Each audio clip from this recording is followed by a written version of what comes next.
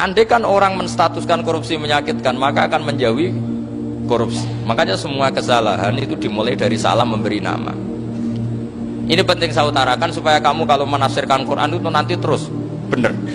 Makanya setiap kesalahan kata Allah apa? Kaburos kalimatan takhruju min afwah. Nah kalau kalimat itu nyata kata Allah kalimatu haqqin aliyana hya wa aliyana mut wa aliyana nufas. Atau katanya istilah pengiran dzalika bi anna Allaha wal haqqu wa ma yaduna min dunihi wal batil. Nanti terus urut, sampean baca Quran nanti bisa kayak saya urut, konsisten. Yaitu tadi. Misalnya Fir'aun itu orang pakai status yang diajarkan Allah ke kita. Fir'aun adalah wujida ba'da alam yakun.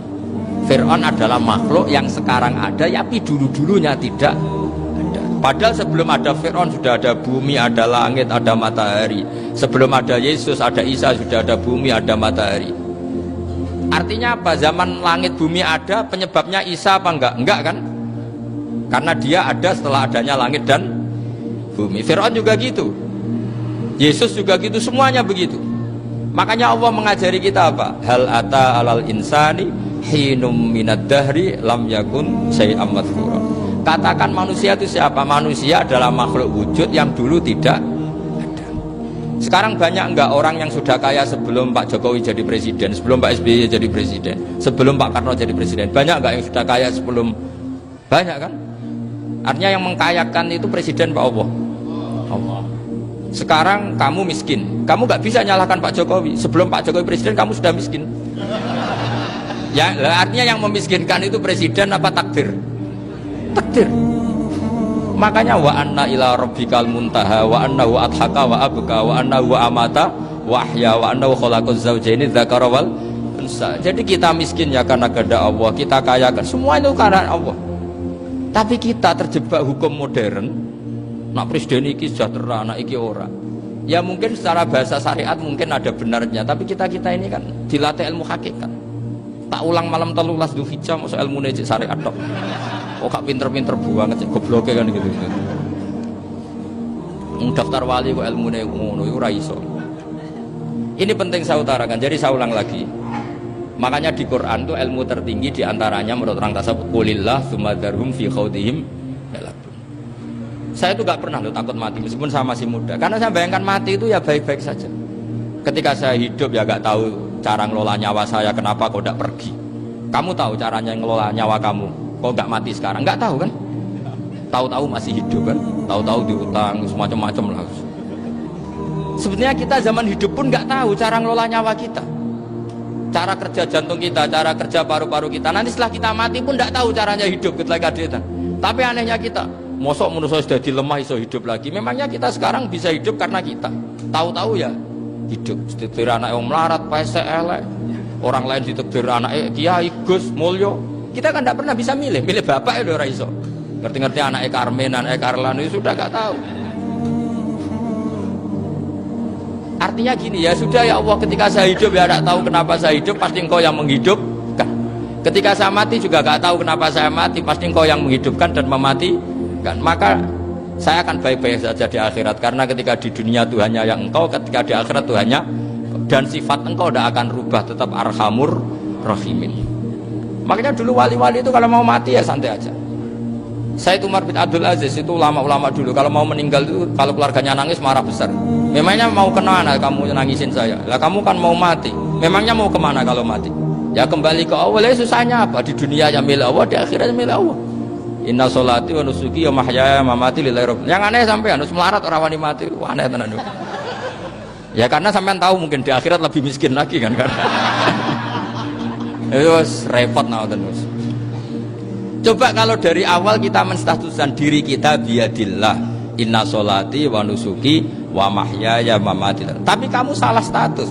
Mengatakan kehidupan adalah momen untuk mencari kesejahteraan. Kehidupan adalah momen untuk cari karir. Kamu mensifati kehidupan secara salah. Jika kamu terjebak nyari karir, nyari kaya. Coba kalau kamu pakai mazhabnya Sufi, kehidupan adalah pemberian dari Allah untuk kembali kepada Allah.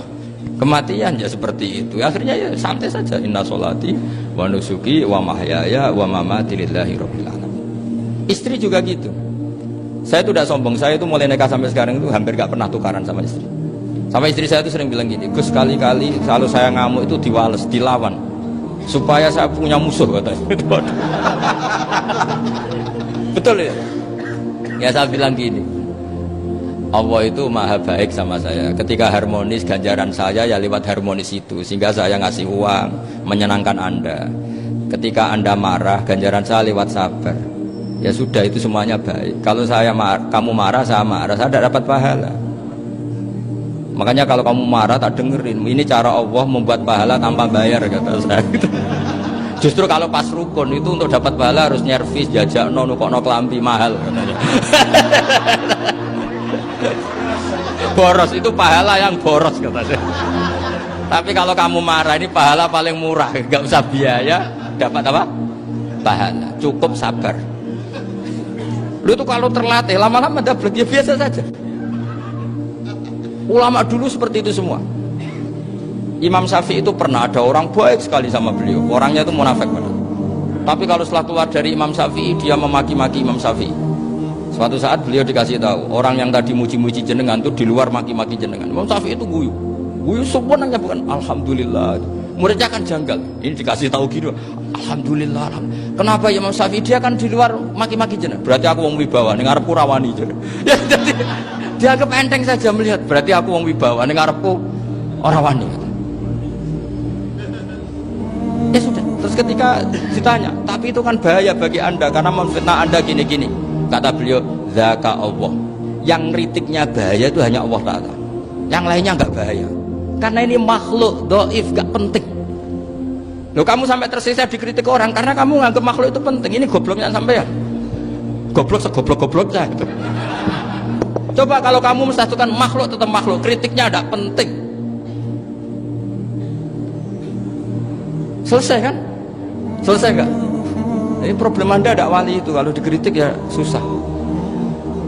Makanya ada wali itu problem menurut saya.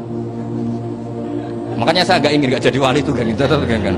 Karena hanya wali yang hidupnya itu la khaufun alaihim walahum yahzanun. Orang dulu tuh semudah itu hidup. Gampang sekali. Dulu ceritanya diantara ceritanya manakibnya Sayyid Ja'far Shadiq itu, kalau ada orang memaki-maki dia itu dikirimi hadiah. Kenapa ya? Karena kebaikan kamu telah kamu berikan kepada saya, ini hadiahnya. Sampai malu yang kritik itu. Kan kalau orang rasani itu kan kebaikannya dikasihkan sama yang dirasani. Lah kamu kan ngajinya seperti itu, tapi dirasani kok susah. Harusnya kan kasih aja, ditransferi saja. Alhamdulillah. Ya karena kita salah menamain tadi. Sing rasani pembenci, pembenci itu bahaya. Sehingga kamu mereaksi secara serius. Coba kalau kamu pakai hukumnya Allah dan Rasul, pembenci itu pemberi kebaikan. Istri marah adalah pemberi kebaikan. Ada yang berani mulai mempraktekkan? Latih begitu terus, insya Allah nanti hidup kamu barokah. Itu disebut wa'allama adamal asma. Dan itu yang diajarkan Rasulullah. Rasulullah itu kalau ngajarkan hidup itu gampang sekali. Allahumma ja'alil hayata ziyadatan li fi kulli khairin wal mauta rohatan li min kulli syarrin. Jadi kalau kita hidup anggap saja peluang untuk nambah kebaikan. Kalau kita mati anggap saja akhir dari semua potensi kejahatan kita. Anda sekarang mungkin tidak zina, tapi potensi zina. Anda sekarang tidak korupsi, potensi korupsi. Anda sekarang tidak selingkuh, tetap potensi selingkuh.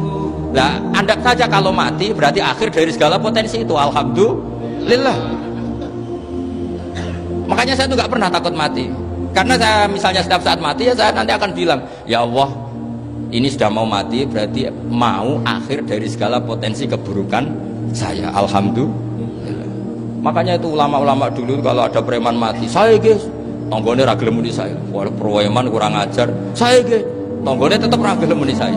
Padahal kiai ini muni, saya guys pun mati pun mboten sakit macam-macam niki pasti. Karena dia dengan mati berarti rohatan mengguli syarrin, keburukannya tidak terulang lah. Lah keburukan nggak terulang lagi itu saya apa buruk? Saya. Makanya kiainya minta saya ge niki tonggone cek menengahin. Saya ge menengahin. Makanya suatu saat kalau ada gitu kamu harus bilang apa? Saya pun boten jahat malih pun mati. Jadi kayak apa coba?